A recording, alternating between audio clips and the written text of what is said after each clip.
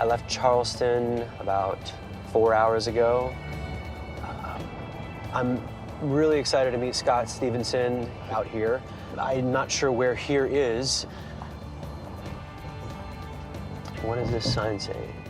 Kettle Creek Battlefield Historic Site. And I'm going that way, so. We're in Georgia going on Battlefield, y'all. Kettle Creek.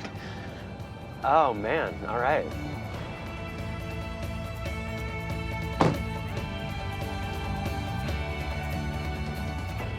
Well, since you are the only living soul here, I'm assuming you're Scott Stevenson. Yes, indeed. How Matthew, are you? how are you doing? It's good to see you. So it says Battle of Kettle Creek. Right. What happened here? So you're standing on a battlefield in Wilkes County, Georgia. Okay. Several men who actually fought at the Battle of Kettle Creek here mention a Captain James Lindley. Wow. And I'm wondering, how did he end up here? You last picked up James in 1777. So by 1778, the British Army concludes they can't win in the north. What they've been fighting back and forth is just not getting anywhere. The British turn their eyes down south. They are in Georgia. Recruiters are going out through the countryside. So there's a colonel by the name of Boyd who goes up into South Carolina, into the 96th district, and they gather about 700 or 800 loyalists. And so that's presumably where James then joins the group and brings his militia company along. It's February 14th of 1779. The Loyalists are marching down out of South Carolina here to Georgia. They're going to meet up with the British in Augusta. At the same time, you've got Patriot militia who are trying to prevent that. Yeah. So imagine in this cat and mouse game. Wow. Tell me a little bit about this battle. So this is a letter written by the commander of the Patriot side of the battle, Andrew Pickens, who was actually from 96th District. Oh, like James Right. Lindley. Okay. You think of the American Revolution, you think it's British against the colonists, but it wasn't. It was Americans fighting Americans. So the big players here are Pickens versus Boyd. Right. Basically. Okay. Yes. James Lindley would have been under Boyd as a captain. Correct. I sent 2 or 3 active men to proceed up the river. About the middle of the day, one returned. He informed me that Boyd, with upwards of 700 men, had crossed the river. We amounted to about 400 men. Okay, so Boyd, the Loyalist, had the upper hand in terms of men. It's got 700 men, 700 so men. almost twice as many men. Right. We proceeded but a short distance when we came to where they had encamped. About 10 o'clock, we heard their drums a mile ahead. The Patriots, they got about a mile away from them. You can sort of feel the tension. Now it is literally men hunting men. James Lindley and the Loyalists, they're not expecting this attack to happen at all. Wow. You can sort of feel the tension. Now it is literally men hunting men. A Patriot militia, they know they're outnumbered by the Loyalists, and they're moving through the forest, and could happen at any time. We received a fire from his party, which killed and wounded a few men.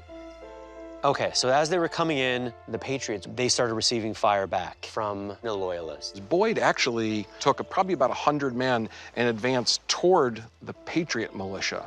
Fortunately for us, when Boyd had run about 100 yards, 3 balls passed through him. And it looks like they killed Boyd. Yeah. Wow. What is the succession of command? I'm assuming James Lindley is one of the top guys to kind of take over. Captain James, he's got to rally these men. Many of those men are his neighbors. Wow. The action then became general and warm. What does that mean? Meaning the fire spreads all around us then and becomes very hot. There's one Patriot account that says the Loyalists fired 200 rounds at them in half a minute. And these are men who, come out in their civilian clothes. That just adds, I think, to the kind of confusion and terror of something like this. Yeah, I'm sure a lot of people killed their own men. They retreated across the creek and formed on a rising ground. As the Loyalists are retreating from their initial position, this would have been absolute pandemonium all around here. Of firing, of yelling, of men in hand-to-hand combat. Wow. There were about 70 of the enemy killed on the ground and many wounded. We took a number of prisoners. Our loss was inconsiderable.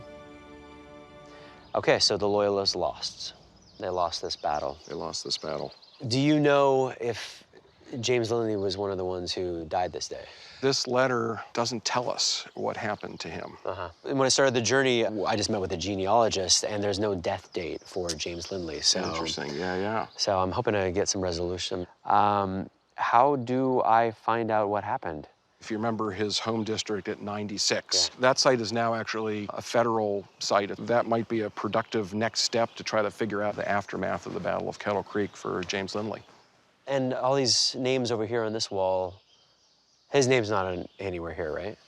These are the names of recorded patriots who were here on the battlefield. And you will not find a Loyalist name, but you definitely should take a walk around the battlefield. And actually, some archaeologists have been doing work on the site.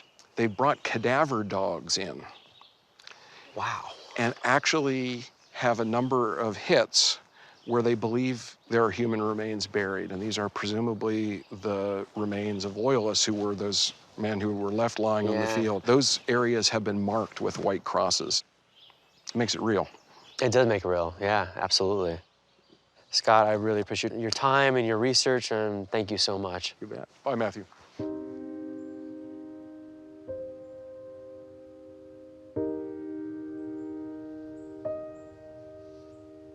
Seeing where this battle took place, I'm just picturing Captain James Lindley looking down the barrel of his gun at his neighbor or his friend or his brother-in-law. I can feel the fear and people being scared for their lives at this moment on both sides.